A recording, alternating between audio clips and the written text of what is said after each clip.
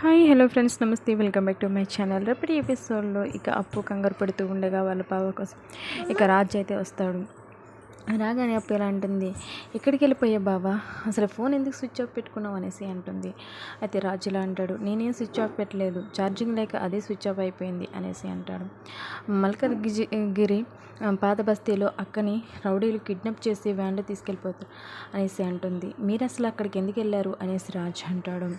అప్పుడు అప్పు భయపెడుతూ మాయ కోసం వెళ్ళాం బావా అనేసి అంటుంది. అనుకున్నాను అనేసి ఇక రాజ్ అంటాడు.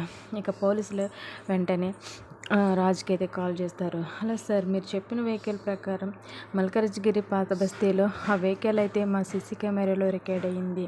అది డ్రైవ్ చేస్తున్నవాడు డెవిల్. అయితే ఏంటి అనేసి రాజ్ అంటాడు. అతను చాలా డేంజరస్ పర్సన్ సార్. ఒంటరిగా ఉన్న అమ్మాయిని కిడ్నాప్ చేసి వాళ్ళని ఒక చోట పెడతారు అనేసి అంటాడు.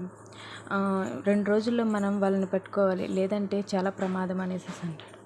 ఎందుకు, ఏమైంది అంటే అలా ఉన్న వాళ్ళని 2 రోజుల్లో దుబాయ్కి వాళ్ళని అమ్మేస్తారు అనేసి అంటాడు. పాపం కావ్యాన్ని అయితే ఇక చేతులు కట్టేసి ముదుగు పాస్టర్ వేసేసి ఇక బంధించేసి దుబాయ్ పంపించడానికి అయితే సిద్ధపడుచుకుంటారు. ఇక పోలీసులు చెప్పిన మాటలు విని ఇక అప్పు రాజ్ అయితే ఒక్కసారిగా షాక్ అయిపోతూ ఉంటారు. మరి రాజ్ కావ్యాన్ని ఎలా కాపాడున్నాడు అనేది రేపు ఫుల్ ఎపిసోడ్లో తెలుస్తుంది. ఫ్రెండ్స్, ఈ వీడియో కనుక నచ్చినట్లయితే లైక్ చేయండి, సబ్స్క్రైబ్ చేయండి.